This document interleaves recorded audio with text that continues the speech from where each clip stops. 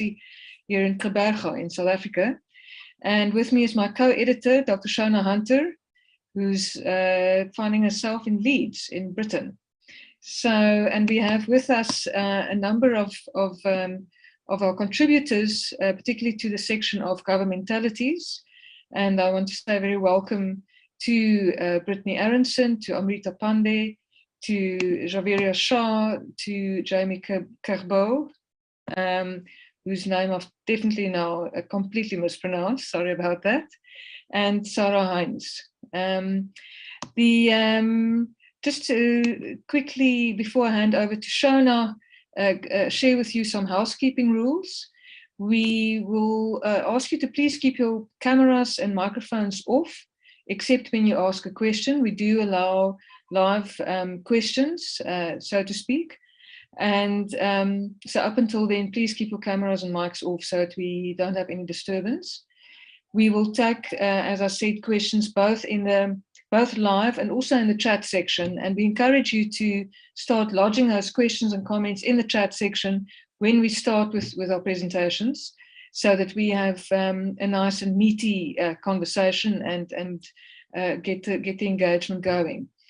Also, of course, when one is talking about whiteness, one is talking about a particular power formation that also interconnects with other power formations. So for us, it is very important to be mindful in the space of the power dynamics that are always present whenever human beings come together, and to keep a respectful tone even when we disagree. So far, I have to say we've had wonderfully vibrant conversations, and at a high level, and also very enjoyable conversations. This is actually our 4th event out of 5, and we started on Tuesday. Yesterday we had 2 fantastic events, and today we are gathering now to talk about governmentalities. And then a little bit later today, we'll be rounding off with our reflections and provocations, if you want to join us for that. So without further ado, let me hand over to Shona. Hello, it's lovely to be in the not physical but the digital room with everybody again. So I have just one more kind of housekeeping or general announcement that I've been making, which has impacted a little bit on what am I trying to say? Sorry, I'm just looking at that slide, Christy. That has impacted on the organisation of the event a little bit. We've got some industrial action that's been going on in the English context now since Monday. So it's 10 days of industrial action in universities and across 68 universities in the country. And some of our contributors are participating in that action. Georgie Wemyss won't be able to speak today because she's one of the people that's participating in the action, and Aurelian Mondon and Nima Begum similarly yesterday. My institution's not part of that action, but I am a union member, and I do support the action. So I wanted to be able to just frame that for us all, really. So it's around pensions, pay, equal pay issues in particular, working conditions, just about everything, working hours, precarity and casualisation in the academic context. So I encourage people to kind of take a look and find out about that action if they are so minded. We decided to carry on with the events as they were planned because they don't only involve, obviously, contributors in the English context. There's a lot of us from all over the place. So, yeah, so we made the decision to continue. Okay, so, right, so it's governmentalities. We've got a great panel organised for this afternoon. Covering lots of different issues. I'm the kind of lead editor for the governmentality section of our volume, and really the key things that that we were interested in introducing in relation to the idea of governmentality. So the full title is Governmentalities, Formations, Reproductions and Refusals of Whiteness. And really, we were interested in understanding governing processes as much, much broader than traditional kind of formalized governing practices. So my own work focuses on formal institutional spaces. So this is a particular interest of mine, but part of what we are doing with the notion of governing processes and practices is to extend and expand our imaginaries around that via a different kind of spatializing of those practices. So we've got a globality of contributions again. We've actually got 2 English contributions, which is very unusual. We haven't got many across the volume. We've also got a contribution from the US, but we've also got another South African contribution. And finally, we've got Sarah Heinz, who is located in Austria, is German, and is kind of making a global analysis. So very much covering the globality of issues and the globality of kind of perspectives that we've been interested in bringing together in the context of the volume. But really interested in engaging around the intimacies of governmentalities. So I've already mentioned that some folks aren't here, and by way of moving us into the authors' presentations of their chapters, I just wanted to, and it's a way to include Georgie, Georgie Wemyss, that is, I wanted to just read from a quotation from one of the participants in her chapter. So her chapter that she won't be talking about, obviously, she's not here, is entitled British Indian Seafarers, Bordering and Belonging. And one of the things that I love about this chapter is Georgie is really looking at the way in which this neglected migrant group, really, in the context of England, have been subject to and part of the governing processes of whiteness, or the global colonial governing processes of whiteness, and the relationship between that and everyday bordering practices. So she's looking at these formalized processes, but also intimate processes. So I'm just going to read a quote and then I'll introduce our first speakers. So this comes from Ahmed, who's a British Bangladeshi small business employer in London. And it's the quote that Georgie begins with. It is creating divisions in the society. So he's talking about the shifts in immigration legislation and bordering practices in the context of the UK. So it's creating divisions in the society, not only between the white Indigenous people and the immigrant people. It could just be one of my friends who has fallen out with me just to harass me. So the Home Office are trying their best not to make a cohesive society, although they preach for this. They're trying to employ people as police against each other, and they are creating a situation of chaos in this society. One of the reasons I wanted to start with that is, for me, it brings in all sorts of the different aspects that we're trying to kind of get at in relation to the governmentality section: intimacies, spatialities, globalities, but also how that is framed through the practices of the state in unexpected kind of ways.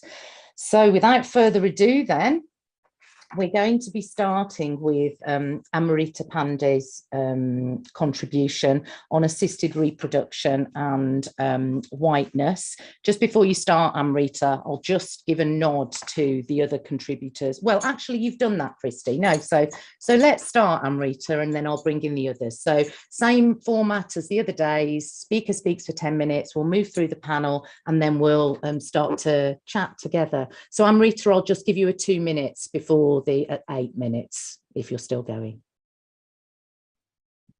Thank you, Shona. So thank you, both of you, Christi and Shona, for this book and these critical discussions.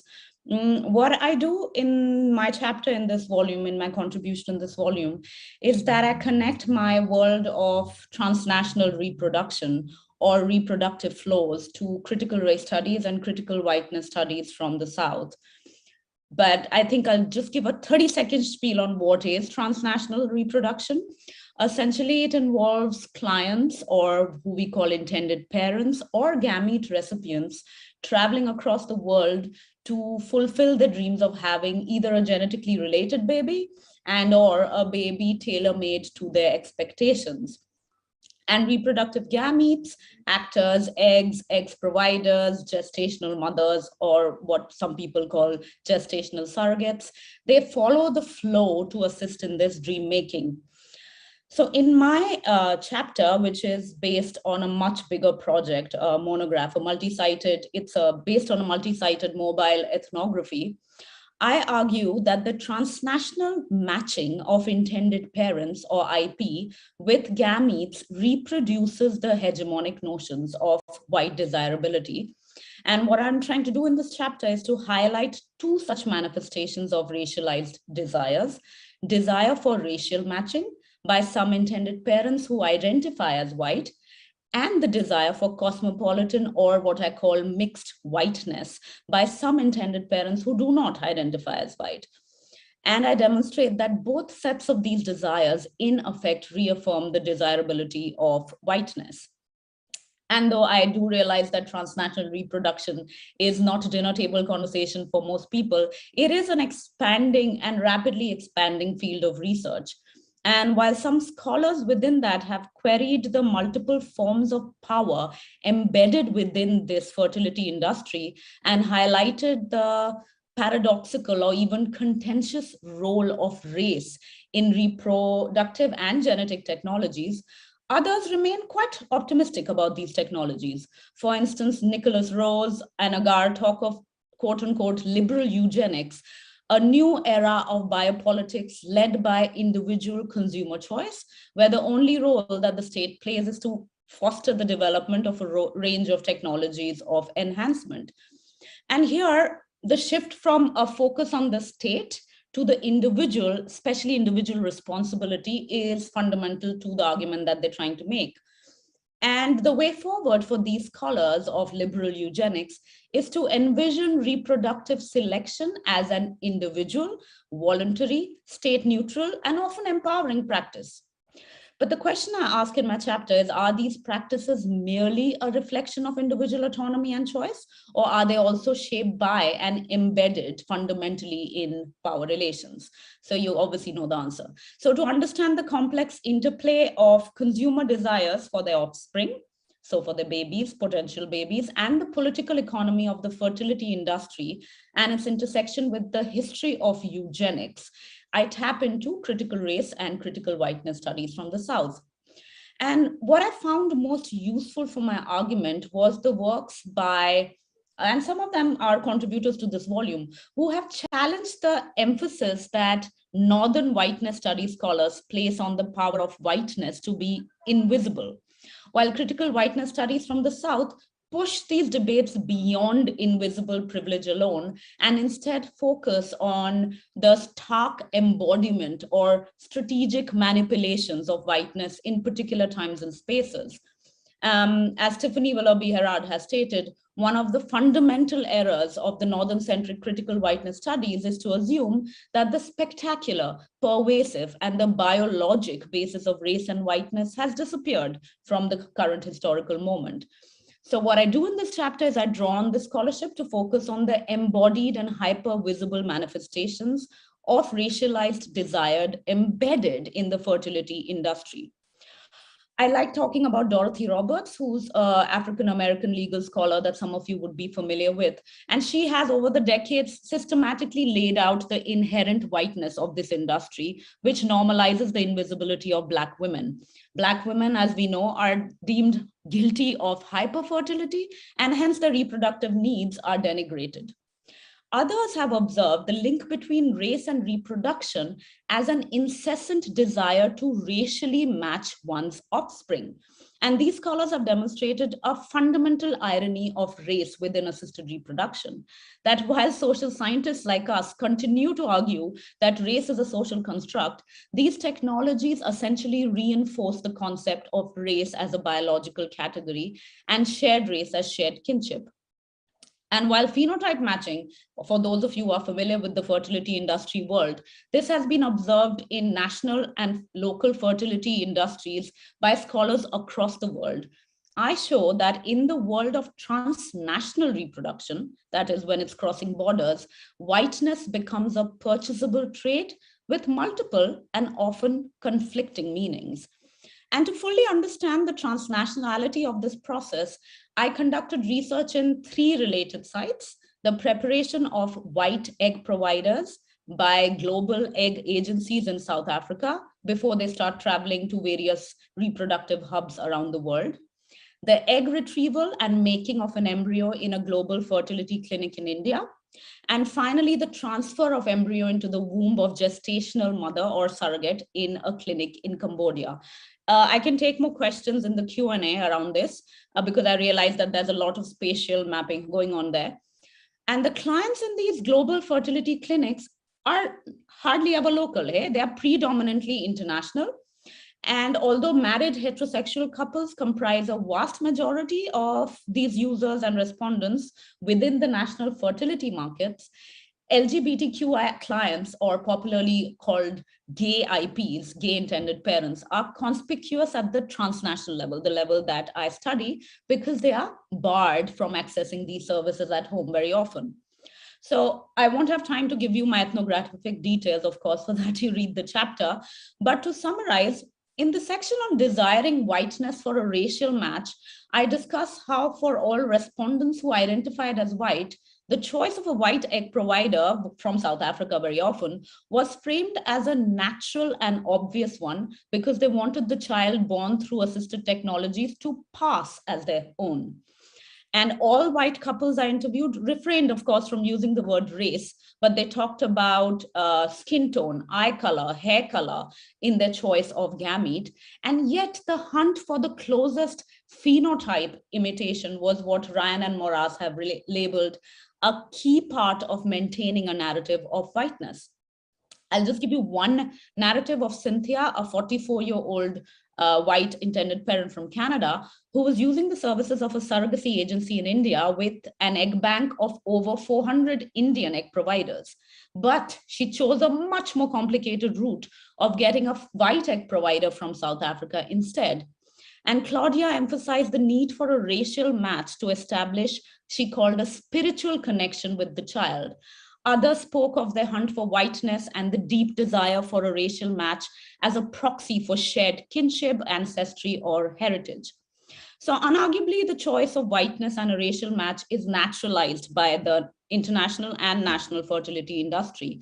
But far more unexpected was another set of racialized desire, which I talk about in the chapter, the desire for mixed whiteness, what I call mixed whiteness, by parents who do not identify as white. I wanted to see, for instance, what happens to clients when they're not looking for a donor that matches a partner. What do they emphasize? My interviews with the fertility professionals reveal that many clients make very definite and strategic choices about the race of their gamete provider, and it's all about strategic mixed whiteness. What do I mean by that? So as I traveled across borders and interacted with mixed race intended parents from North Africa, from Israel, from Asia, who were on the one hand very proud of their mixed ancestry, but on the other hand were ready to pay a price for what was unabashedly labeled genetic improvement. For instance, Yoav and his partner chose a white South African egg provider who they described as the right package at the best price. Another intended father of mixed ancestry, David, legitimized his choice of a white egg provider as a desire for attractiveness, genetic improvement, the best gene money can buy, and I'm quoting them. I observed a similar desire for strategic mixing amongst other intended fathers from Asia, especially China. And I quote, who they wanted, Asian beauty who resembles Caucasian, or a Caucasian who resembles Asian. The manager of a very niche fertility clinic in Cambodia explained to me that when there are no intending mothers present, as in the case of same-sex male clients, the desire is often not about a resemblance match, but she reiterated that 1 in every 3rd patient asks for white eggs, as they perceived mixed whiteness to be aesthetically appealing. The clinics advertised their ability and willingness to assist intended parents in such mixing, and clients took up that offer with much enthusiasm. So at one level, these decisions to mix reveal a far more complex categorization of racialized desires than the desire for white racial purity and racial matching that has been observed by other scholars. At the same time, although the co-creation, by that I mean co-creation by clinics and clients, of mixed whiteness is analytically very revealing and in some ways disruptive of the usual ways in which race is materialized within gamete provision, its radical potentials are unfortunately limited. The desire for mixed whiteness that we are witnessing in these clinics does not erase miscegenation or challenge racial hierarchies, nor does the desire for mixedness extend to Black mixed race babies. What is being desired, demanded, and purchased is a specific kind of mix that will allow the next generation to access their parents' privileges in terms of class, but also be technologically enhanced through strategic mix with whiteness. I'm going to conclude by saying new technologies are not always harbingers of change. We might want to believe that, but they're not. And as the choices made by intended parents about the future generation clearly indicates that although we might want to believe that days of eugenics is over and consumers are making rational and responsible choices about their desired child, individual desires are in effect deeply shaped by post-colonial ideas of racial hierarchies, race-based aesthetics, and the desire for freedom and privilege that comes with what Sara Ahmed calls proximity to whiteness. And as intended parents choose to whiten the next generation or use race as a proxy for kinship, the very basis of all our anti-racism work in the academy and outside gets disrupted. New technologies of reproduction become new ways of ensuring which lives are worth living, which lives are worth bringing into being, and by extension, which lives are best left forgotten and invisible. I'll stop at that. Thanks. Brilliant. Thanks, Amrita. I was just reminded as well, one of the things that I didn't mention is, of course, the life cycle aspect of the governmentalities kind of section, really. Okay, so, and Amrita started us off at the beginning, or pre-beginnings even. Okay, so Jamie, we've got Jamie Kherbaoui, Kherbaoui, that's hopefully a good pronunciation, and Brittany Aronson. And Brittany's got a bit of a cold, so thank you, Brittany, for kind of making it. So both in the USA, talking about the Wasik Patrol, I will let them do that for themselves. Okay, take it away. Yeah, hello all. My name is Jamie Kherbaoui. My pronouns are she, her, hers, and I just want to open with expressing my gratitude to my co-author, Brittany, for really all she's taught me along the way and for making this process feel so humanizing all throughout, which isn't always the easiest to find in academia. I really view these conversations that we're having today in my work at large as part of my lifelong journey of unlearning my own internalized white savior mentality. Our chapter is Bleeding Through the Band-Aid, the White Savior Industrial Complex. I met Brittany when I was completing my master's research on the experiences of white individuals developing critical consciousness around white saviorism. And I was reading Brittany's cultural studies analysis of a teacher educator, savior film, and future teachers. And I decided to invite her to become a participant in my study. And I just learned an immense amount through my conversation with Brittany. It's really been an honor to continue to learn with her and work with her on this chapter. So I'll turn it over to Brittany to introduce herself. Okay, everyone hear me okay? Thank you. Yes, thank you so much, Jamie. That's a lovely introduction as well. I thought it would be interesting to share a little bit about how we came together, because oftentimes it's a part of how the work becomes manifested. So once I got an offer being reached out from the editors, I had thought about it for a while, and I was like, I hadn't really written too much about the industrial complex in a while. I do a lot of work around critical race and critical whiteness studies, but I wasn't as up to thinking through as when I had previously, a few years before, written that other article. So after Jamie had interviewed me, and then later she had shared her master's thesis, I know that she was very, very well positioned in the research and the literature, and I thought that we could make a really great writing contribution. So we started meeting before the pandemic had really become materialized throughout the world. And we were brainstorming ideas of what we wanted to say about the white savior industrial complex. I'm positioned, as Jamie had mentioned, in teacher education, so I tend to think about education a lot. But I was thinking more broadly about how we could talk about this concept. And so we did not end up writing what we originally had set out to do. And I think that was through a lot of, again, these conversations we were having. I just kept seeing clear parallels between the ways we talk about American exceptionalism, which is something that I teach about in my classes and my social foundations courses, and what was currently happening in the moment. So that's how our chapter ended up spinning to what we had talked about, and really just building on our different knowledges and expertise of what we both knew, what we taught about, and what we like to do within our own research. So yes, we'll give you an overview of our argument, and thank you for having us again. Yeah, so as Brittany just shared, in our chapter, we're framing the current COVID-19 global pandemic and the structural racism pandemic within the relationship between the nonprofit industrial complex and the white savior industrial complex. And so we're positioning the white savior industrial complex in our domestic United States context, and we're situating our examination also within the broader socio-historical context of the globalization of white supremacy. And so we felt it was important to understand the depth and the breadth of the ongoing harm that's caused by the present day white savior industrial complex to first historically contextualize this harm. So in our chapter, we trace white saviorism back to white supremacist theology, which was politically and religiously sanctioned through the doctrine of discovery, which is a series of documents that served as the foundation to justify the global slave trade in the 15th and 16th centuries and the age of imperialism. And really, we see how the legacy of these documents paved the way for manifest destiny ideologies and ongoing settler colonialism. And so we're arguing that the white savior industrial complex is maintaining that legacy of the doctrine of discovery, which indigenous leaders have called to be repealed, and its white supremacist theology. You know, whether it be through Christian missionaries domestically and globally, we're looking at neoliberalist practices and policies that are being carried out through international development in the aid industry, and or NGOization. And so we're discussing how the white savior industrial complex really seeks to maintain the lie of white American exceptionalism by denying responsibility for any wrongdoing that has resulted in global inequality, and also claiming to save, you know, Black, Indigenous, and people of color from themselves in this guise of the name of God and democracy. And so in our domestic context, we really felt it was important to discuss the connections between the nonprofit industrial complex here in the US and the white savior industrial complex, as we mentioned. And so nonprofits have been portrayed as the bedrock of American generosity and exceptionalism.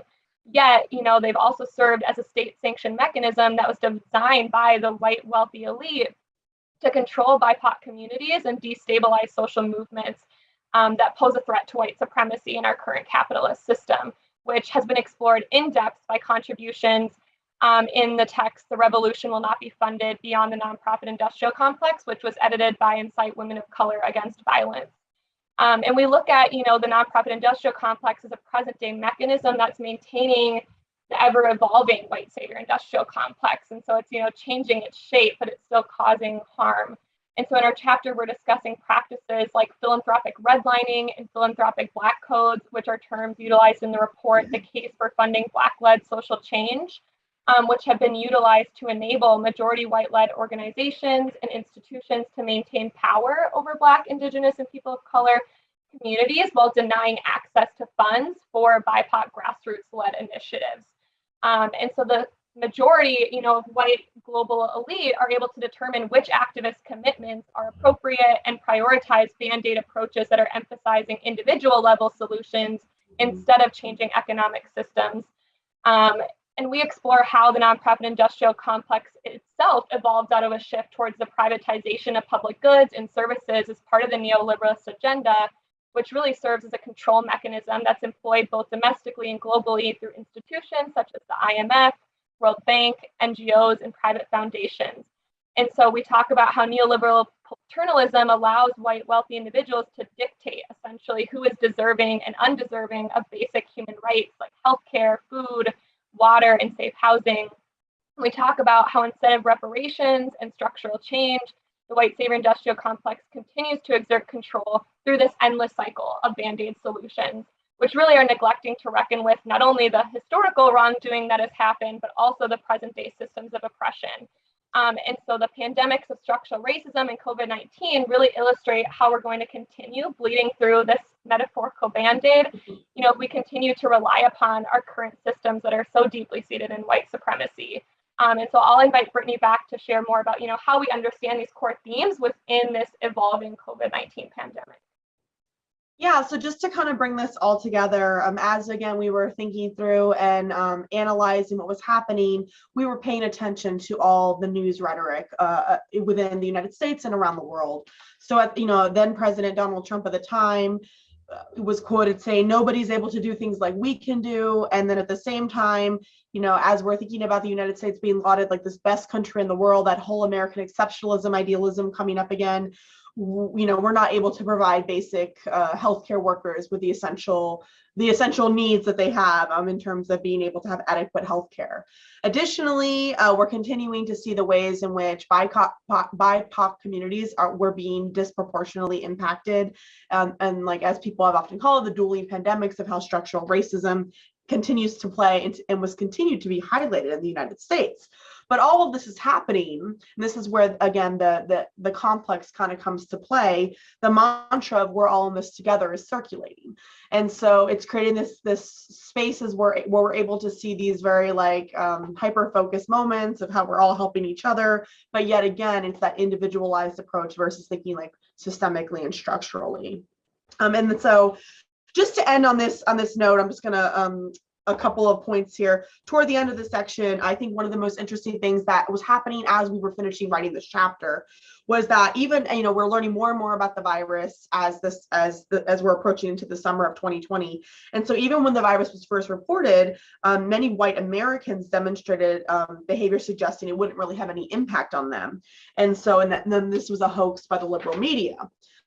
So, but then we ended up witnessing displays of resistance, such as white protesters showing up at courthouse, some armed, not wearing masks, demanding their liberties and rights to be restored, being claimed that they were being oppressed in relation to lockdown protocols. And so we argue in this chapter that this is directly connected to the idea of American exceptionalism, believing that COVID-19 may not directly impact them. And in this case, we're speaking about many of the white Americans that we visually saw displayed in these resistance movements, and just not acknowledging the ways that this had clearly been impacting communities of color in the US. So part of, yes, so that pretty much, I think we're right about at time. So thank you so much. And I'll stop there, so make sure we're good with time. Absolutely perfect. You came in a minute early. Oh, so good. that's Okay. Brilliant. Brilliant. Look, I mean, I'll pass over in a moment, but you reminded me again, as you were kind of summarizing there, that really, obviously we've all been going through this, this materialization of all sorts of kind of really gross inequalities and that COVID's been highlighting for us, but it's been really, really nice to have your chapter in the volume because it does directly reflect that. So these issues of life and death, it feels very, but also it makes that historical sweep, which is another one of the things that we've been looking for in the global kind of dimension. So I think we've got a lot to consider there, and also issues of indigeneity that kind of do come up and around and kind of frame some of these issues in your chapter. Okay, so we are now moving on to Sarah Heinz. Thank you, Brittany and Jamie and Brittany. My video was stopped by the host, so I can't reactivate it. Can Christi, I don't know whether you can. Okay. Hosting. Oh, cool. Great. Gosh, Sarah. I don't know what happened there, but it's restarted. No problem there. Yeah. Okay. Yeah, so I think my chapter really ties in nicely with what has been said already, because I'm zooming in on one of these spaces in which the governmentality of whiteness plays out in our day-to-day lives, and that is our home space. My chapter is entitled Making Yourself at Home, Performances of Whiteness in Cultural Production about Home and Homemaking Practices. And this chapter originated in a research interest that grew out of my longer standing work in critical whiteness studies.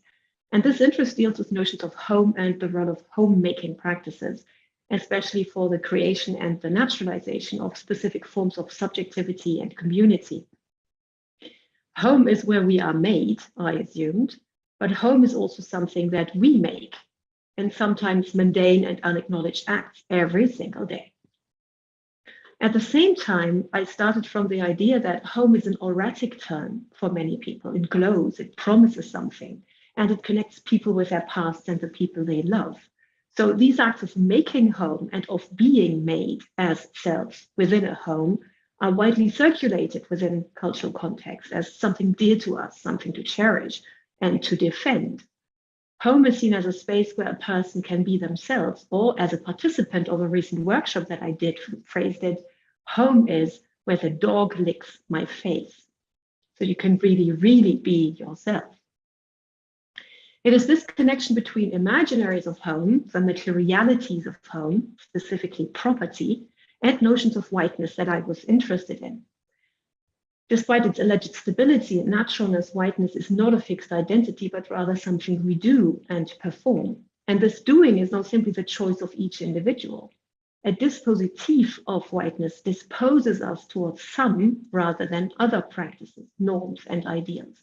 And we therefore do whiteness within institutionalized frameworks that are part of larger structures like the state, but also part of smaller institutions like the family. Exactly because whiteness is in constant need of affirmation through repetition, everyday practices and material contexts like buildings form the basis of people's performances of whiteness. The family home is a prime setting for such performances. Although mostly thought of as a private space, home is intensely political, I argue, and shaped by normative conventions, economic frameworks, and social expectations. It thus becomes a focal point for whitely practices and is configured by the normative position that whiteness has taken up in Western discourses. In my chapter, I analyzed cultural production surrounding home, specifically property-themed television shows and media about home improvement, to track how practices of doing home and doing whiteness intersect. Asking how a good home is presented and who is or is not eligible for such a good home makes it possible to uncover normative notions of the white subjects and its agency that underlie Western ideals and practices of home and homemaking. So in my chapter, I use the definition of whiteness as a social and cultural construction with real and profound effects. This definition enabled me to analyze both its material and its discursive dimensions and how they overlap in our daily practices and cultural representations of these daily practices. If we do whiteness in the most mundane activities of our daily lives, then whiteness is an experience as well as the knowledge that a hierarchical and racialized system produces about us, them, and the world. This production of knowledge affects how we can relate to whom and with what consequences, how we deal with the spaces and institutions in which we live, how we engage with others, and how we imagine our ideal selves and environments, one of which is our home. Power and power politics, therefore, literally find a home in our houses, apartments, and other dwellings, and they do so in the practices that are part of homemaking routines. These politics of home are all the more important to scrutinize when we consider imaginaries of home in many Western cultures. The term home conjures up a host of associations such as family, comfort, or safety. Of course, meanings of home are dependent on concrete social, cultural, and historical contexts. And they can also differ widely in individual experiences. And in addition, home can be a site of negative feelings, exclusion, and loss of self, or even violence, especially for women. Nevertheless, and in spite of all these contingencies, across many Western cultures since the 18th century, home has remained an often idealized or even romanticized setting for the self and communal ties, for nostalgia, Heimat, and Heimweh. These imaginaries of home take on material form, creating spaces in which we do home every day. However, what is seen as good design, proper ways of living, and properly relating to other people within a home is intensely regulated and based on the normalization of some forms of behavior and community rather than others. For a biopolitics that requires ideal citizens to regulate themselves, the house as home becomes the central arena for practicing normative modes of identity and community, and it is specifically salient that many, if not most, homemaking practices seen as good, normal, and proper in contemporary Western society are connected to middle-class whiteness. From the way I'm expected to park my car, prepare and consume food, to the more complex matters of caring for my child, personal hygiene and sexual relations, or more communal matters like entertaining guests in my home, whiteley scripts configure the practices that turn a house into a good or even an ideal home. So as for my material, taking these conceptualizations of home and subjectivity as my starting point, I looked at notions of property and material relations. And here I looked into definitions of property as private individual property and how such a definition normalizes white subjectivity and Western notions of property law, for example, in settler colonial societies. I then used cultural production on home improvement, DIY, and interior design to assess how property, home, and whiteness are not only linked economically, politically, and legally, but also ontologically, in producing and maintaining a sense of self for the inhabitants of a home. In discourses on home improvement, home does not only give shelter to a person, but is an extension of a person's mood, personality, and implicitly their self-regulation and their relations with the outside world. So in my media examples, I zoomed in on the therapeutic tone of television shows about renovation, home organization, or buying a home. Despite their different approaches to home improvement and to property, all these shows take on the character of an intervention, rescuing the houses as much as their inhabitants from both crumbling building fabric and their less than ideal homemaking practices. Episodes typically use editing techniques of before and after to effectively contrast the shocking initial conditions of houses and interiors with the bright and orderly spaces after the exploits are done. Tearful homeowners are repeatedly shown thanking the show host for their new lives and a happy end that they had been unable to achieve themselves. Here, home improvement becomes a route towards a better life along the lines of the dispositif of whiteness connected to control, enterprise, and individual responsibility. In this widely improvement of home itself, the intersection of racialization, class, education, and cultural capital plays a central role. Viewers are invited to evaluate the previous homemaking practices of the homeowners as in need of reform, because they are set against a universalized white middle classness. These formats, as well as their white neoliberal narrative, have translated well into international broadcasting contexts, with a show like the US-based Extreme Makeover Home Edition being licensed or copied in countries as varied as Albania, Argentina, Brazil, Israel, the Philippines, Romania, Serbia, or Spain. So in a final step, I then link discourses of the ideal home to the ideal of being a home owner, bringing the connection between home property and white subjectivity full circle. The white possessive logic at the basis of settler colonies also forms the foundation for a white sense of self-possession, agency, and self-worth that valorizes a subject that owns, that is, that maintains and regulates itself, its bodily urges, and its environment.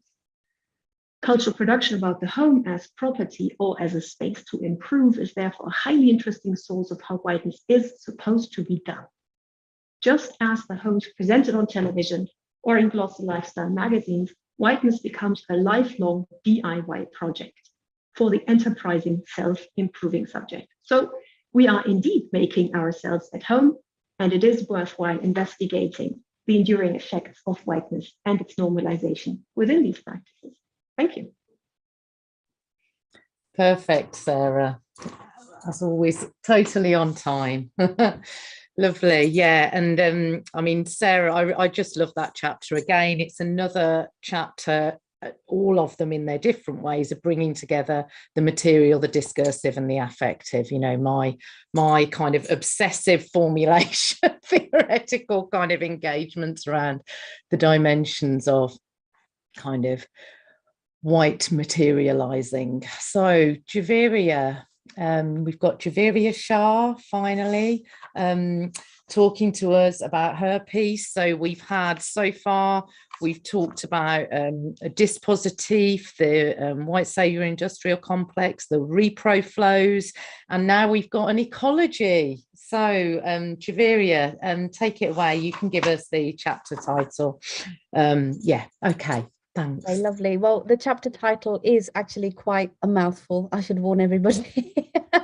So here goes. It'll probably take 5 minutes out of the 10, I think. So it's an ecological exploration of whiteness using imperial hegemony and racial socialization to examine lived experiences and social performativity of melanated communities. So I did warn everybody, it's quite a mouthful, but hopefully it's an interesting read. So a note to share that I do deliberately use the terms such as melanated, global majority, which is inspired by Professor Gus John, and melanin rich to describe groups that are not racialized as white as a form of activism through which I self-define how I wish to be referenced. So there will be points in my chapter where I do use the stock references, but the use of melanated in itself is a deliberate act of activism. So going into this a little bit more, my rationale is that if I am to be referenced or homogenized by what I am not, that is, I am not white, I rather have a power and control over how I am racially referenced. So while my chapter is rooted in research, scholarship and activism, it also speaks to my lived experiences of navigating melanated racialized identity in the UK context. So I use an ecology metaphor to present understandings into the articulation of ideological whiteness in global North social contexts, primarily the UK. I first began adopting an ecological approach through policy-related research, so sort of dates back to 2008, and have since extended this to look at other social phenomenon outside of the policy dynamics. So I'll speak a little bit more about this towards the end, but I really welcome this opportunity, Shona, and I have got a little bigs up for you at the very end. So my chapter is premised on two assumptions connected to whiteness, this being that conceptual whiteness is a social construction which has emerged from Western colonization. So this is drawing on the work of Guess, 2006, and also that experience of melanated individuals and communities will differ within a whiteness social ecological system to those that are racialized as white. So it's acknowledging that those eco layers do percolate, although in a uniform sense, they percolate and impact differently based on the racialization of the individuals. So my chapter connects these 2 points to develop a holistic understanding of ideological whiteness as a socio-ecological articulation. And I argue that a whiteness ecology is rooted in white supremacy, which by design positions whiteness as the norm. So that individuals then therefore racialized as white benefit from this normalization by default, something that we've often seen as referenced as white privilege. And it plays in sustaining social privilege beyond that which is accorded to marginalized others, to quote directly Guess there again from his 2006 text. So what does a whiteness ecology look like? So for the scope of this presentation, I will be focusing on 3 ecological constituents. And I think I said that right. My dyspraxia hasn't quite let me down too badly now. So please do, I'm shamelessly plugging the chapter now. Do buy the book, do read the chapter to find out more, because there is a more of an extensive ecology that I've built. But for the scope of the presentation today, I will be drawing specifically on 3 main areas of focus. So just so that you know what to expect from this chapter, the extensive social ecology that I have built factors in a range of different social layers, right from macro to micro. And we're looking at not just the layers themselves, but we're looking at interactions as well. And we're looking at various different examples of that articulation. So we look at policing, education, popular media in the UK context. I don't know why I'm referencing to myself as we, that's a royal we, I guess. Right, so going into the 3 areas of focus that I will be looking at, that I'll be looking at in the presentation today, but as I said, there's more in the chapter. I want to explore the evolution and the upholding of ideological whiteness over time. I then want to talk a little bit about the role of the state in upholding ideological whiteness, keeping in mind that this is a UK contextualized chapter, and the relationship between racialization, socialization, and racial performativity, or social performativity, as I also reference in the chapter. So let's start. So the evolution of upholding ideological whiteness over time, which is referenced as the chronosystem in the chapter. So basically, I'm arguing that whiteness as an environment, as an environ, has been upheld through a range of social systems. So this includes communications and interactions, and these reinforce a white supremacist model that inevitably impacts on the quality of lived experiences and the trajectories of melanated individuals who are navigating this ecology. So it's not just about the ideas. We might call it ideological whiteness, but it doesn't just end as an idea. It does end up then having some very real impacts on the lived experiences of those who are marginalized as a result of this ideological positionality. So extending this point by drawing on the work of Stuart Hall, I also argue that this dynamic is a hegemonic articulation, which connects colonial racial constructions and dominant ideological formations and their reinforcements using popular culture and the media over time. So how are these ideas being held? I'm talking about how these ideas are reaching the masses and how they continue to be upheld.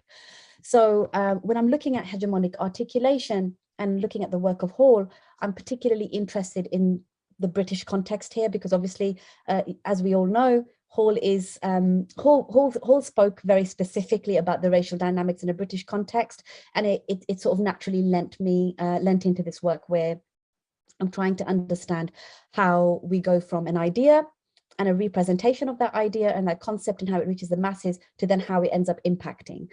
So I also discuss UK citizenship and national identity and the way Englishness is synonymized with whiteness. And while a British identity is conditional for melanated communities, it seems to be an automated default for those that are racialized as white, even if their identity diasporas quite late into the generational trajectories are not from England. So they could be, for example, from the European diaspora, but they're racialized as white. There seems to be more of an assimilative kind of dynamic there, more so for, say, someone who is 3rd or 4th generation Black or brown in the UK context. And I use those terms Black and brown quite deliberately. So in recent years, this has been captured in the UK context again in the Windrush scandal and the Shamima Begum story, which I won't go into, but obviously feel free to Google if you're not familiar. But I felt it really, I felt really interesting to see. For me, it was interesting to see that this book was published. I talked about those examples, and then at the same time, in the background, we were having discussions around the Nationality Bill and Clause 9. So I felt that was really an interesting sort of synergy there, and it kind of carried on speaking to how a citizenship is conditional to the color of your skin. So both examples and situations where melanated British citizens, so I'm talking about Windrush and the Shamima Begum scandal now, were effectively stripped of their citizenship because of the disproportionate burden of proof placed on them to justify their rights to their Britishness. So I talk a little bit more about this in the chapter again, but I think I see it as an example of state involvement, which brings me into state involvement. So I'm considering the role that the state plays in upholding ideas of ideological whiteness. And then I draw on examples such as the prevent duty and stop and search, but contemporized stop and search contexts, because I sort of come out of the sus laws and I talk a little bit more in the present day context.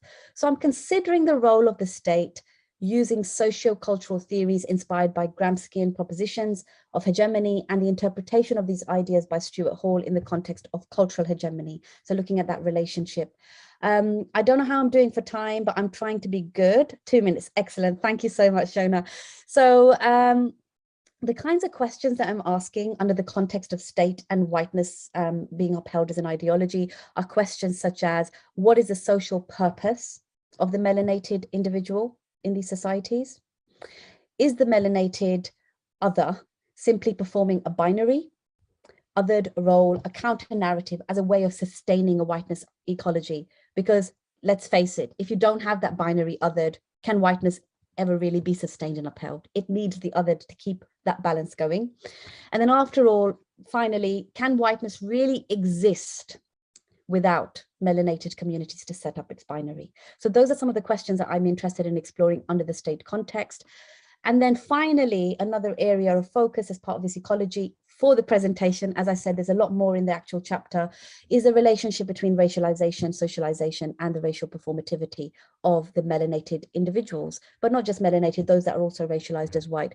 So I'm arguing that racial socializations that were once constructed and upheld within the British Empire are now ecologically reproduced in our social experiences and interactions, and that this dynamic is upheld through racial socialization and attached hierarchies of human importance based on race.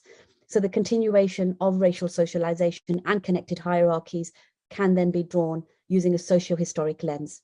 And I guess the best way of seeing this performed in our everyday is to see the model minority South Asian politician in comparison to those that are racialized as Black, and you see that really uncomfortable racialized dynamic there, and a racism of omission, and a racism of erasure, and a racism of oppression. But those are dynamics which are quite complex, and I see those as percolations of colonial ideology. So I'm going to now end on a very simple kind of provocation, something to think about. Individuals not racialized as white are led to their racialization through a state-induced socialization in ways that white people are not. So that's my provocation, something to think about. And I just wanted to end by thanking Shona and Christi for allowing me to contribute my contribution, but also that I've known Shona for a very long time, and been following her work for a very long time. And I'm just so delighted that this collection has come together, because obviously, Shona, you've been doing a lot of work in this area anyways, but it's really nice to see this collection come together in the way it has. So thank you for the opportunity, both. Thank you. That's me. Thank you, lovely. No thanks required, but it is very nice to have everybody say thank you to everyone. It's like a love fest, this is, between. Okay, but brilliant. Thanks Javeria. And I mean, there's so much in there. There's also, you know, I find this notion of an ecology really provocative, actually, anyway. I think that will be something interesting to kind of explore. So just before, I'm thinking, can maybe the panelists, if you're okay to do that, Amrita, and yes, cameras on is what I'm thinking. If there we go, the jacket's off now. So yeah, I'm looking, actually, I was so kind of engrossed with what I was hearing. So we've not got questions hanging around yet, unless there's any on the YouTube or anything like that. I've got plenty of things, no surprises, that I'm interested in drawing out in relation to kind of the connections and some of the provocations, actually, and the range of really large range, actually, of places, locations, contexts, ways in which whiteness is constituted. I mean, I really like the subjectivities aspect of all of what you're talking about, but in slightly different ways. But before we kind of set off with any of that, have any of you got things that you would like to tease out from one another's kind of papers, and things that they made you kind of think about, or questions that you might have? And then, as we're kind of going with this discussion, remember, audience, get any questions you've got ready, pop them in the chat, and let's see how we go. So looking at the contributors. Is anybody? I can see Brittany nodding, but I don't. Was that a nod because you were having a thinking you'd like to come in, Brittany? Oh, I just nod a lot. It's part of my listening strategies, but I'm still thinking through the different pieces here. I love the ways that they've connected together, and so I'm formulating my thoughts still. Okay. Is there, sorry, so to put you on the spot there, can I kick off then? Because I am really interested in, as somebody who thinks about the state and thinks about state practices, I'm interested in the different ways in which the state is brought into your papers or is absent potentially from the papers, or is kind of almost ghostly, and the ghostliness of states or state relations, I'm thinking, maybe speaks a little bit more to Sarah and to Amrita actually, but I don't know. I'm interested in yes, this what your work tells us about the state. Amrita, would you like to, not the state in general, but what ways in which is our understanding of the state expanded by what you're talking about in terms of the repro flows, if that makes sense as a question? Sure, let me take a stab at that. That's a really important question, especially since I do keep on talking about the frame of neo-eugenics, and there you cannot frame anything as eugenics without talking about the role of the state. And what's so interesting now with the way the fertility industry is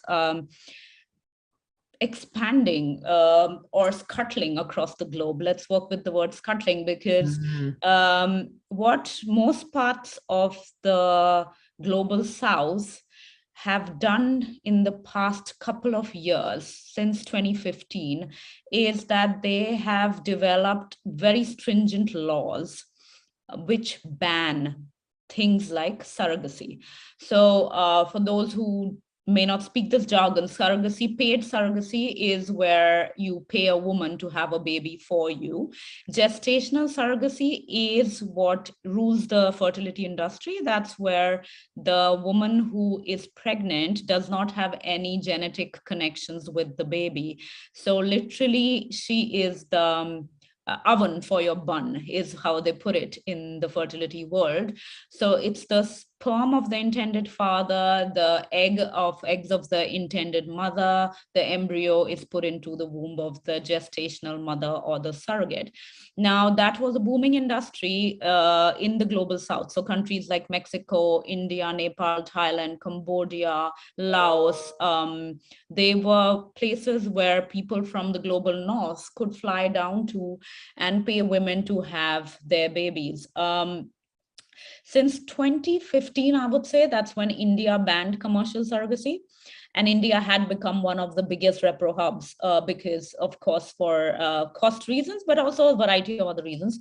But what the government decided, and here again, I've in my other publications, I've talked about the role of the Hindu right and how right-wing politics intersects with this protectionism towards your own women, because of which one of the reasons why they said, okay, we were not gonna allow foreigners to exploit our women. So they banned commercial surrogacy. Then it was like a boomerang effect, and in almost all, not almost, all the countries in the global south since then, after India banned commercial surrogacy. And what did that do? And I find this whole policy front and the role of the government and the unintentional effect of looking at something locally or within a nation when it's actually a global phenomenon and cannot be resolved by national bans, is that as these countries started banning commercial surrogacy, what that meant is that the whole process got broken down into various segments, and different countries in the global south, which had now invested in the technology, decided to become to have one of the segments as their niche. So now you cannot go to just one country in the global south to get your designer baby or your genetically related baby. Instead, you have to tap into various centers across the global south, one to get your egg provider, one to make your embryo, one to gestate your embryo. So in a sense, what the state has done is governments in the various countries, they behave like ostriches and said, we're going to dip our heads in sand, pretend like this can go away, and it cannot. And let me leave it at that, and let's see what other authors and contributors would want to add to that. Totally brilliant. I mean, I'd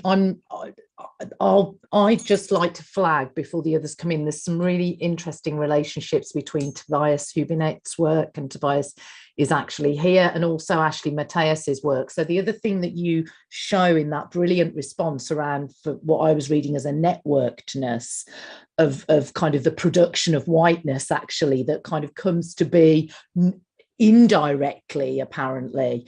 Yeah, it's brilliant. And it's just we're layering as we move through these discussions almost the analysis. So yeah, I'll open to the others because I can see many more.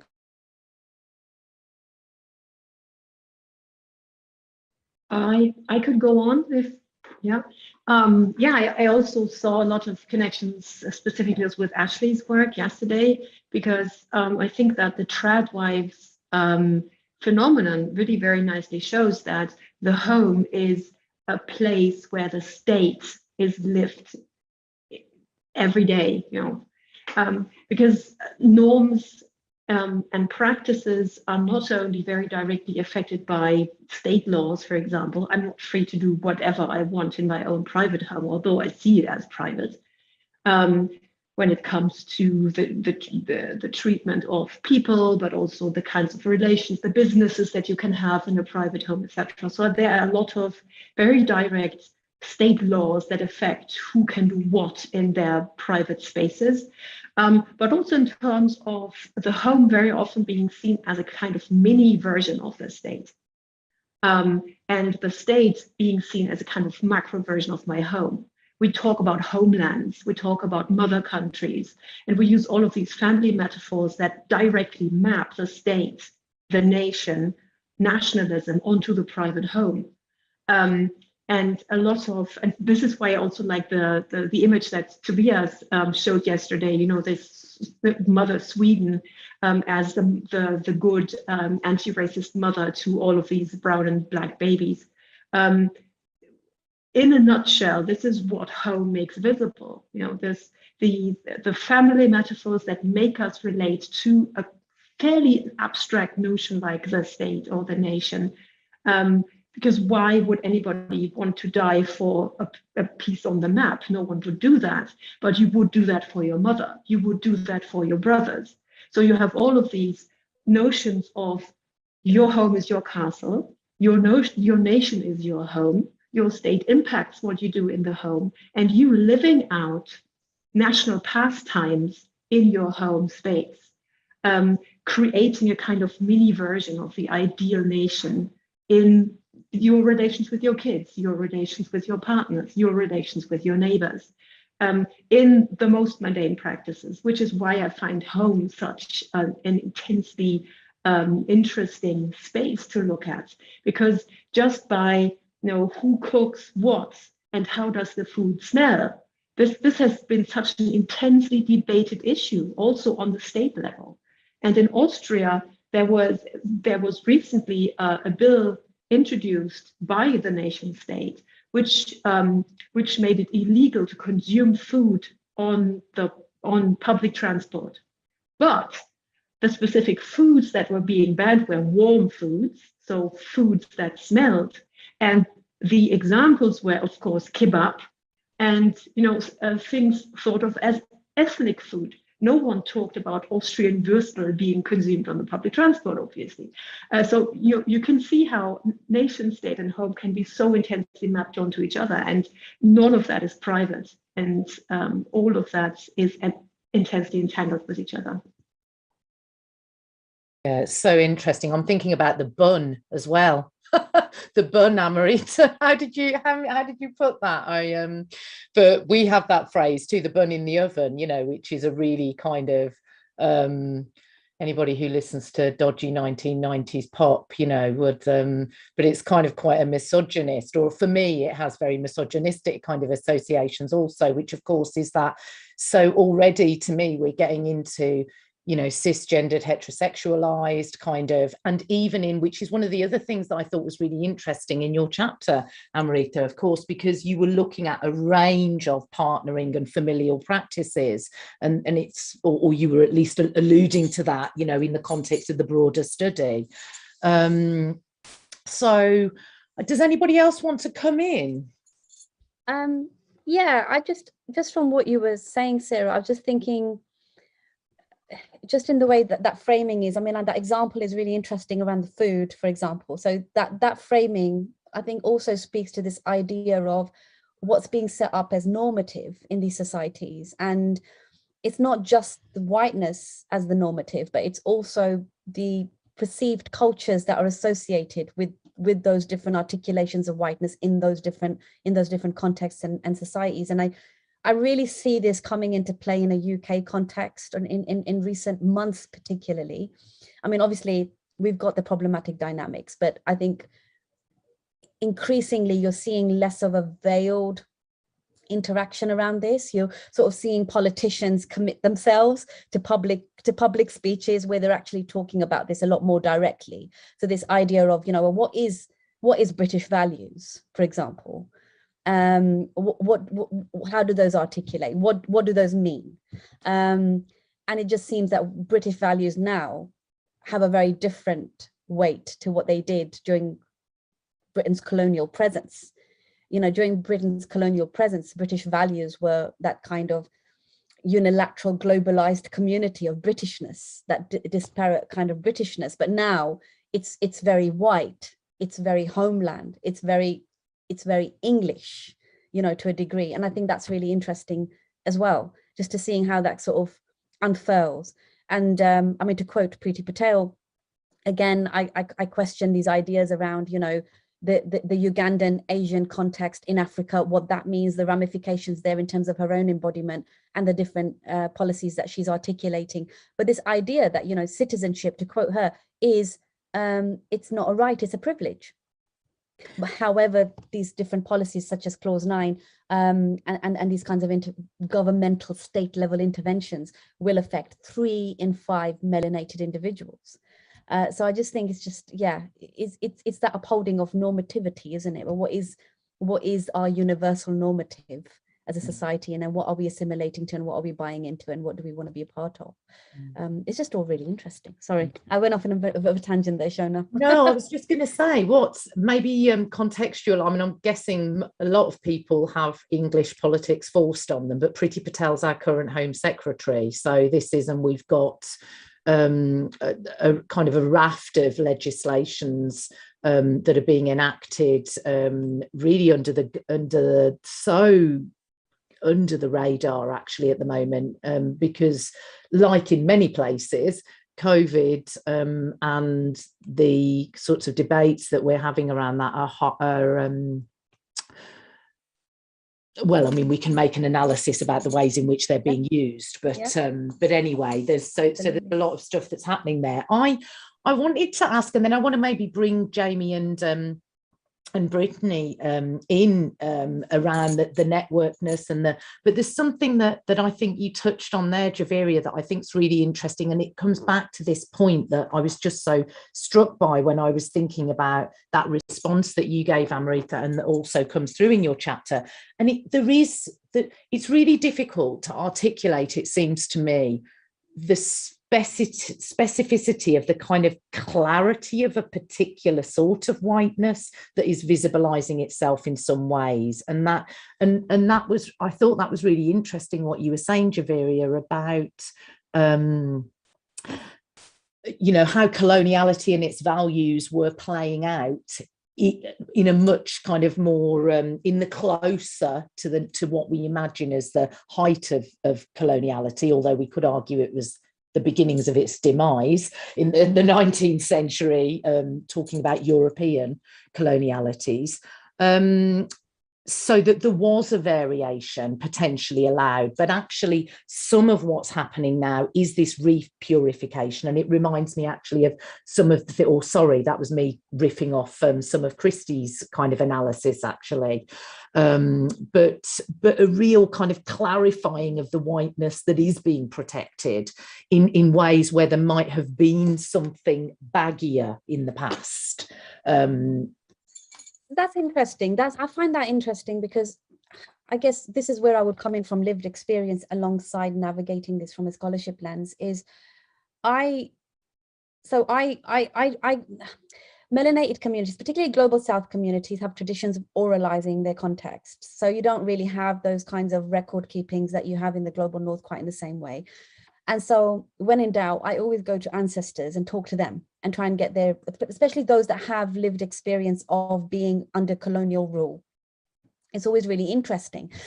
And I think that idea of that, even if it's baggy, the idea of like the status quo whiteness, I don't know if it ever existed, if I'm brutally honest. I think it is a myth because colonialism, as we know, is messy, it's nuanced, it's complex. I mean, you know, you've got so much interracial, interfaith connectivity there.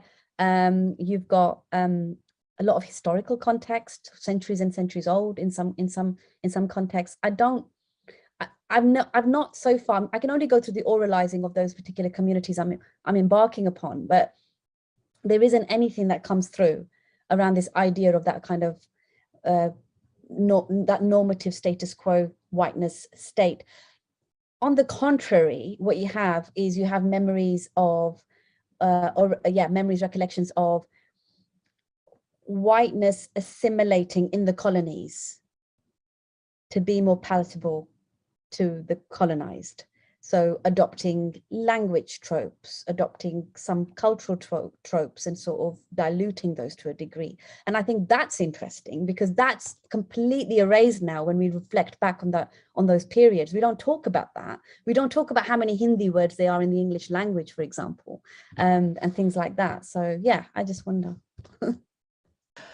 Just before I bring you in, Christi, I don't want to break the flow, but I'm just wondering, do Jamie and Brittany kind of have thoughts in relation to where we've travelled or in relation to that original kind of question around the state? And then I'll bring in Christi.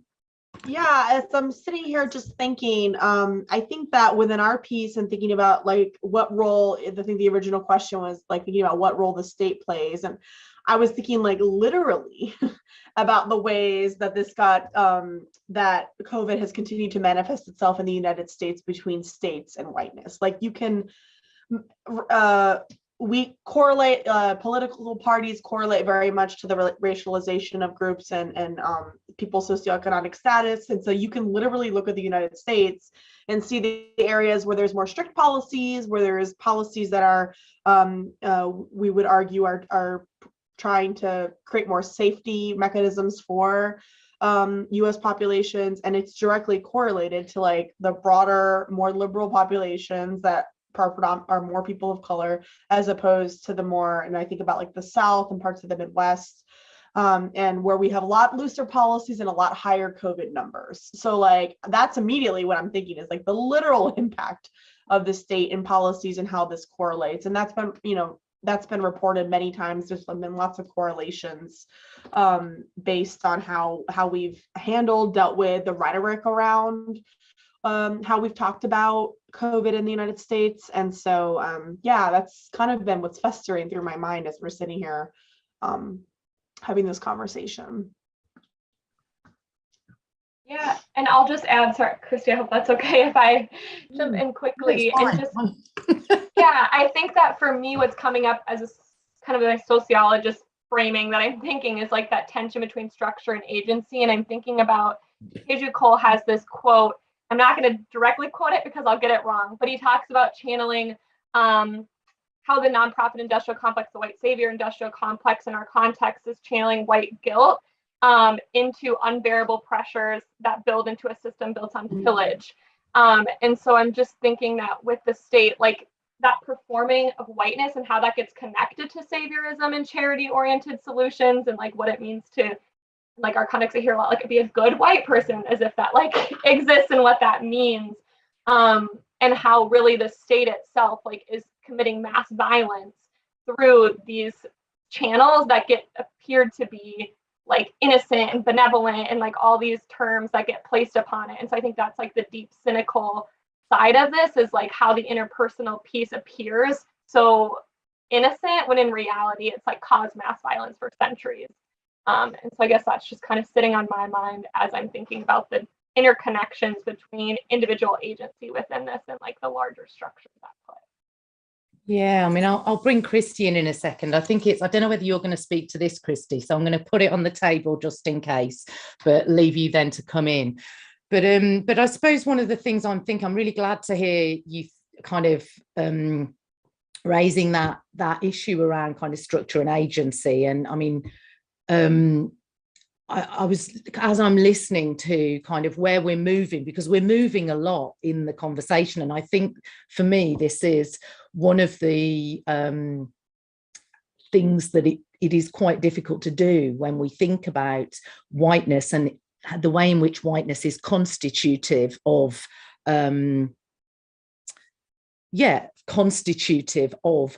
all of the practices of life, I would argue, and kind of the relationship and the state as enacted through intimacies rather than separate from. I think the ways in which we are so embedded with thinking about the state as a thing in itself, rather than as something that is produced or kind of networked, or as Sarah was kind of showing this is why I love this stuff around home, and I think it works very well to butt up against some of the ways we talk about the state. But I think I'd like to put that on the table, and then maybe I think we'll probably think about it again later on today. I don't know, Christi, if that's somewhere other than you were going, or if you want to have some thoughts on that or not. No, I've got some other thoughts. Yeah, I've really been enjoying this conversation, and I think this is a very rich section in our book. Just to say that in terms of Sarah's work, I do find it also very useful in terms of my own work on Afrikaner identity. And when you're talking about this, the creation of a mini version of the ideal state in the home, and what that means in the post-apartheid context is actually for former Afrikaner nationalists to, in a sense, withdraw back into the home and trying to reproduce those apartheid relations much more strongly, and women, well, gender becomes even more important there. The gender hierarchy and the sexual hierarchy becomes even more important in terms of asserting that kind of imaginary, and using the home as really the linchpin, one could say. So I find your work really very useful. I talk about, in my own work, I talk about what I call Afrikaner, like an Afrikaner neo-nationalism, which is kind of an enclave nationalism, because it also involves the church, the shopping center, the gym, and so forth. All of those kinds of institutions that are also drawn into this reproduction. And now that the Afrikaners have lost the state, but Amrita, I was also very, very much enjoying your work, and I was wondering, because we've got actually Matthijs's chapter on the trad wife phenomenon. We've already referred to it. In fact, Sarah, I think, was referring to it. So traditional trad wife stands for traditional wife, which is a massive it's an online phenomenon. It comes with a hashtag and so on, but it actually manifests in very specific productions of womanhood, right-wing women reclaiming compulsory motherhood as a true sign of femininity, and then also basically, but of course throwing that neoliberal idea in, or that with a shot of neoliberalism in the form of presenting it as choice. It's my choice to be at home and with my children that I'm reproducing, at a big, at a fast rate and so forth. So, and I was wondering what this means actually in relation to your research, Amrita, in the sense of, is there a discourse there about the women who are failing in this? Because in a sense, this industry wouldn't exist if you didn't have middle-class women failing in this very important first duty of womanhood, which is to reproduce, to biologically reproduce. And did you find any kind of discourse around that? In my own work, I've found that, I mean, there's quite an extensive kind of disciplining that happens of women, and I think it's not only here. I think this is global.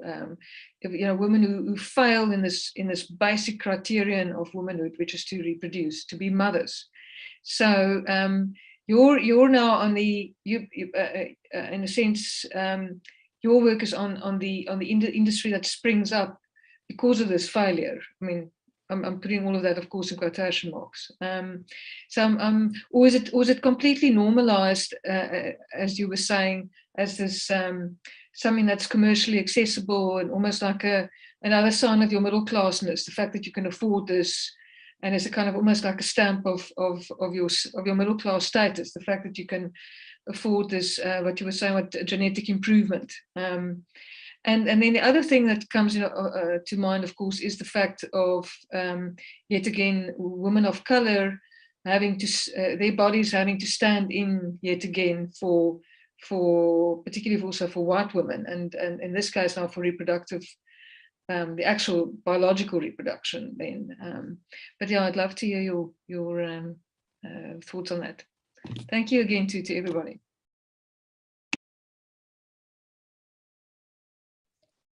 Want to go?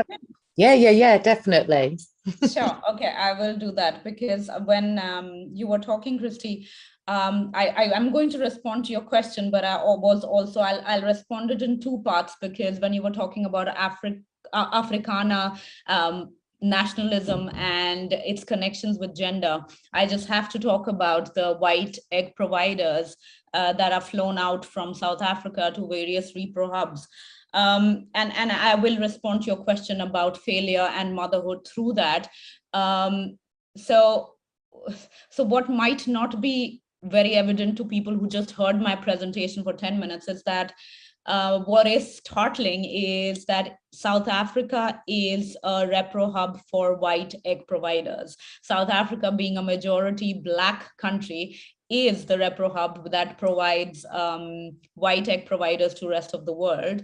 And almost all the egg providers that I have interacted with over the past 8 years now, I would say 90% of them are young Afrikaner women who live not in the big cities, but they live around Cape Town, they live around Port Elizabeth, they live around Johannesburg.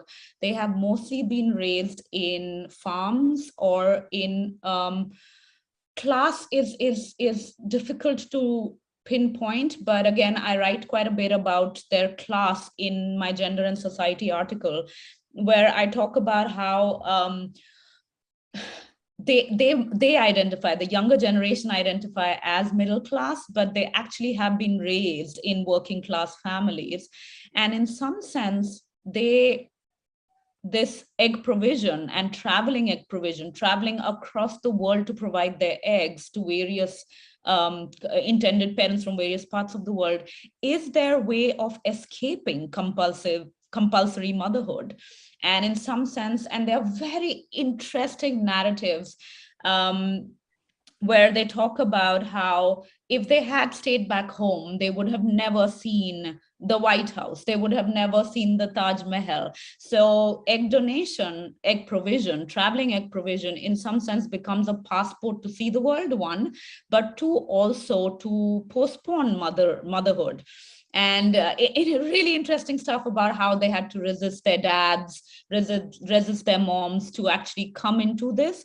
And in some sense, they say, maybe this is it. This is my way of being a mother, of providing my eggs. I'd rather not be a mother as a biological and have biological kids that I have to raise, because that will do away with my lifestyle. So their way of moving up in from working class to middle class is by avoiding compulsory motherhood and by escaping the Afrikaner gendered nationalism in some sense. But the question you asked about failure, I'm going to quickly give 30-second answer to that, is that yes, it is built on stigma and this failure of becoming a mother. So when I speak to all the heterosexual intended parents, a lot of the conversation about matching. So the reason why they are so fixated on a resemblance match in the offspring and in finding an egg provider is because there's enormous grief and loss that they could not provide their eggs, that they could not get pregnant. So in some sense, to compensate for that loss, they want a perfect imitation of the intended mother. So if I can't provide my eggs, if I can't get pregnant, then I want a perfect match. I want someone who is my exact skin tone.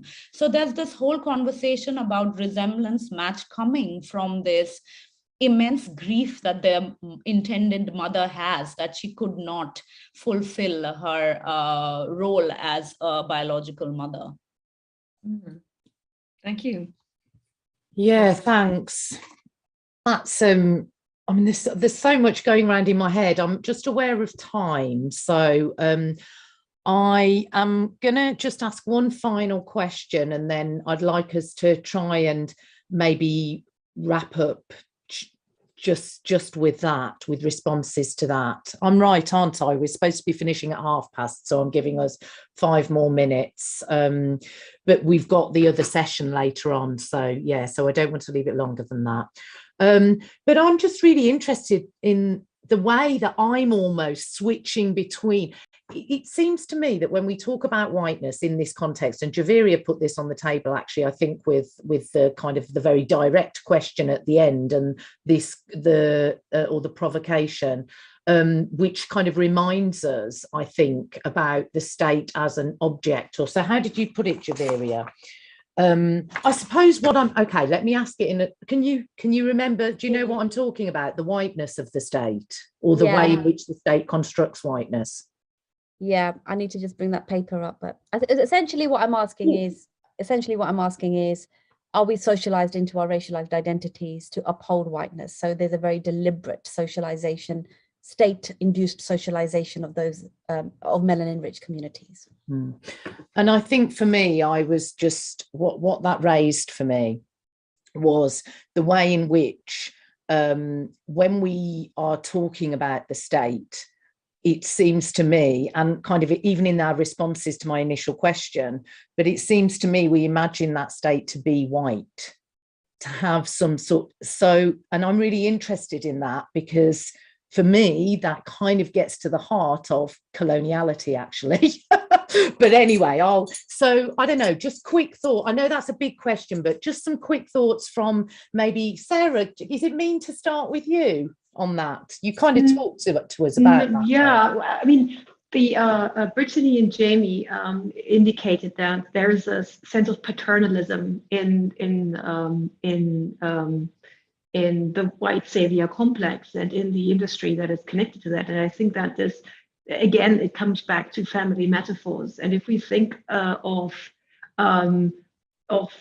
white as normalized practices that are kind of tentacled into our everyday life and into our everyday relations with people, then it totally makes sense to think of as, the state as your father, as a white state that paternalistically gives you shelter, gives you a certain sense of routines and norms, but that is also in need of defense.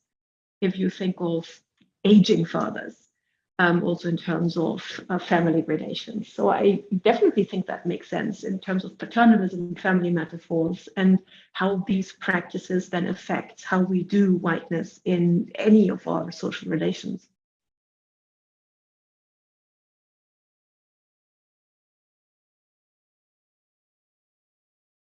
You're still on mute, Shona.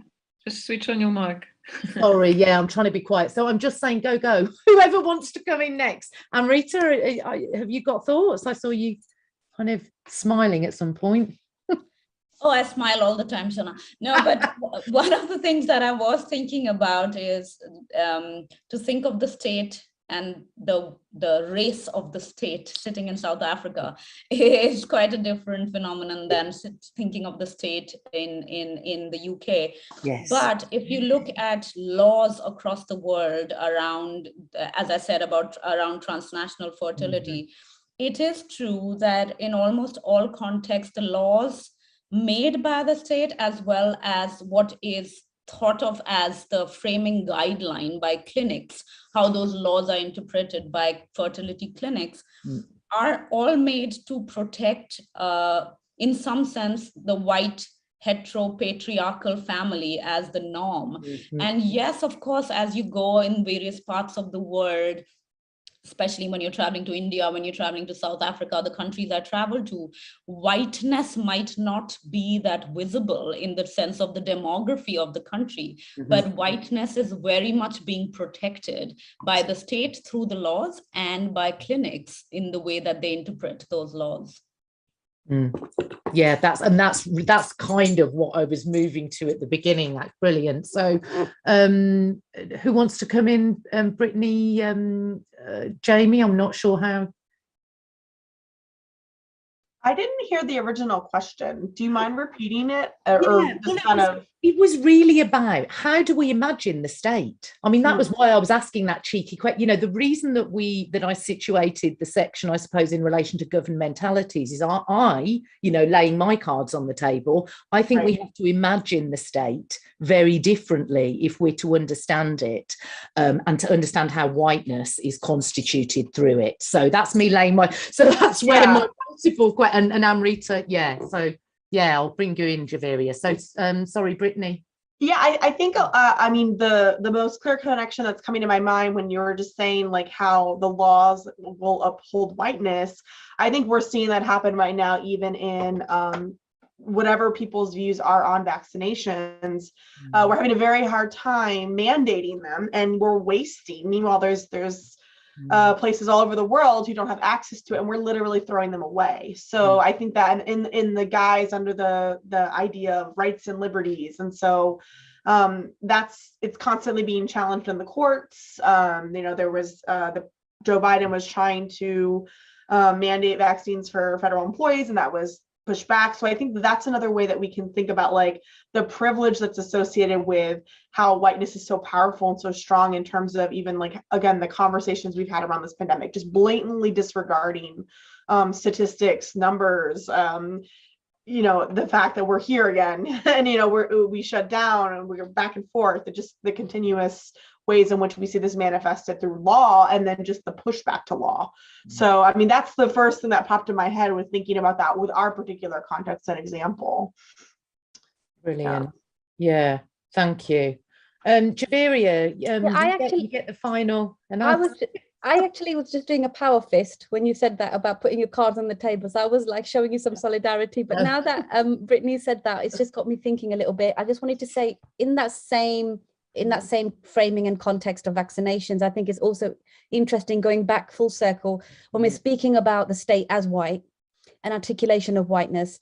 Just interesting to think about it through the lens of, I guess, judgment and punitive measure in terms of not understanding the post-colonial kind of contexts and the colonial violent context to why some melanin-rich communities do not want to be vaccinated because of those traumas and those PTSDs.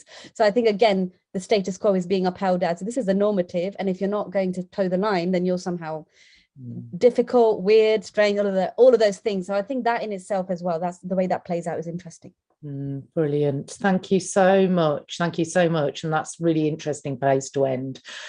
So we are sorry, this feels very abrupt, but we literally have got another panel beginning in an hour, isn't it, Christi?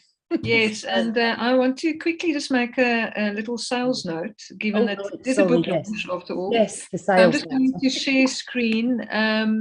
Basically, we have been able, for the South Africans in the room, we have been able to actually, I've negotiated a better rate for us, because I must say, at the current exchange rate, and on an academic salary, there's absolutely no way that you can afford this handbook in South Africa. So for the South Africans, you can find it at loot.co.za, and then for our global market, Routledge.com.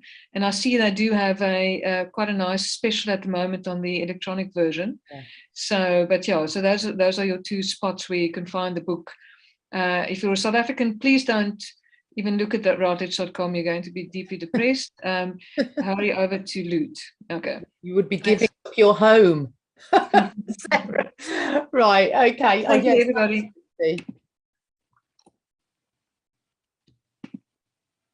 Yes, thank you, everybody. So we're drawing it to a close now. Thank you so much to our speakers again. No questions came through. Everybody seems to be kind of stunned into just engaging with the speakers this time. But thank you. So over and out. Thanks. Bye. Thank you.